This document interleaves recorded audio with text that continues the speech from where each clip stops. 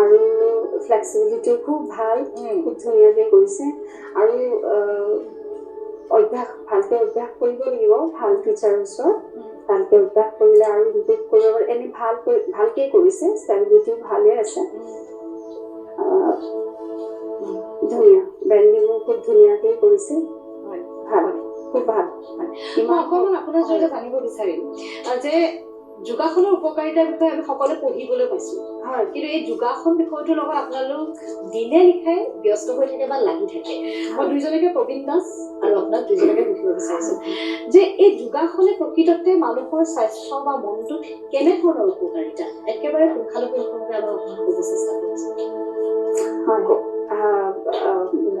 য়োগা আমি সদায় যদি আমি অভ্যাস কৰি থাকোঁ, আমাৰ অকল শাৰীৰিক উন্নতি নহয়, শাৰীৰিক উন্নতিৰ লগত মানসিক, আধ্যাত্মিক, সামাজিক এনে তিনিওফালে উন্নতি হয়।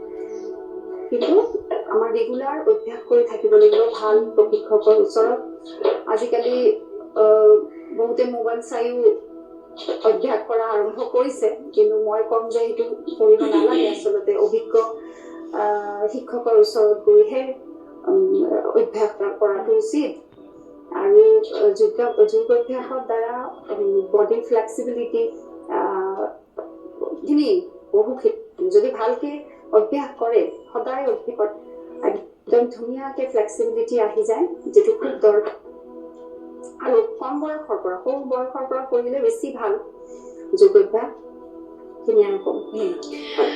হয়, প্ৰবীণ দাসৰ ওচৰলৈ আহিছো যে শৰীৰৰ আচলতে যি মেদবহুলতা বা ওজনৰ যি আচলতে সেই ওজন বঢ়াৰ ক্ষেত্ৰত এক প্ৰকাৰ যোগৰ বাদে বা যোগাসনৰ বাদে কোনো বিকল্প নাই বুলি মানুহে ক'ব বিচাৰে।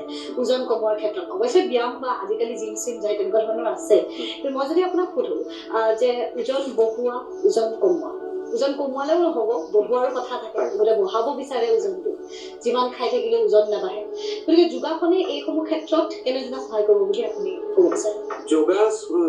যোগাসনে আমাৰ বডিক, আমাৰ শৰীৰক, আমাৰ মনক তিনিওটা বস্তুকে আমাক ইমান সুন্দৰভাৱে আমাক কৰিব পাৰোঁ। আমি শৰীৰৰ মেদবহুলতা, আমাৰ যিবিলাক মেদবহুলতা লোক আছে তেওঁলোকৰ আমি ৱেইট কমাবও পাৰোঁ, আমাৰ বঢ়াবও পাৰোঁ।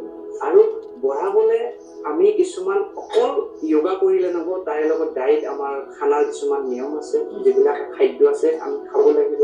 ঠিক তেনেধৰণে আমি খাদ্য কিছুমান এনেকুৱা আছে যিবিলাক খাদ্য খোৱাৰ নিয়ম আছে, সেই নিয়ম অনুযায়ী খালে আমাৰ শৰীৰৰ পৰা ওজন বা আমাৰ যি ফেটছ আছে, আমাৰ যি মেদবহুলতা সেইটো নাইকিয়া হ'ব। ঠিক একেধৰণে আমি যদি ৱেইট লুজ কৰিব খোজো, তেতিয়াহ'লে আমি সদায় ৰাতিপুৱা উঠি গৰম পানী খাওঁ, এটা সুন্দৰ নিয়ম পালন কৰক, জীৱনশৈলী যিদৰে আমি চাহ ভাত যেনেকুৱাকৈ খাওঁ, টোপনি যাওঁ, যিদৰে আমি বাহিৰৰ পৰা বস্তু আমি অৰ্ডাৰ কৰি খাওঁ আজিকালি, তো তাৰ ফলত আমাৰ কি হয়, মেদবহুলতা বহুত বাঢ়ি গৈছে। আৰু এনেকুৱা ধৰণৰ বহি কাম কৰাৰ ফলতো খানা খোৱাৰ পিছত কোনো ধৰণৰ নিয়ম পালন নকৰা, চবাই খানা নোখোৱাৰ কাৰণে হয়। আৰু বাকী যি ভেজাল আজিকালি গমে পাইছে, তো তাৰ ফলত আমি মই এটা উপায় দিব খোজো যে সূৰ্য নমস্কাৰ যদি আমি সদায় প্ৰতিদিনে যদি 12, 15, 50 বাৰ 100 বাৰলৈকে যদি আমি কণ্টিনিউৱাছ কৰিব পাৰোঁ, ৰামবাণৰ নিচিনা কাম কৰে ৱেইট কমোৱাৰ কাৰণে। আৰু লগতে এই ডাইটখিনি আমি যদি সাত্বিক আহাৰৰ লগত ধুনীয়াকৈ যদি আমি য়োগাটো পালন কৰোঁ, আমাৰ বডিৰ ফ্লেক্সিবিলিটিও ইম্প্ৰুভ হ'ব, লগতে ৱেইটো আমাৰ গেইন হ'ব। আমি অকণমান টেলিভিশ্যনৰ স্ক্ৰীণত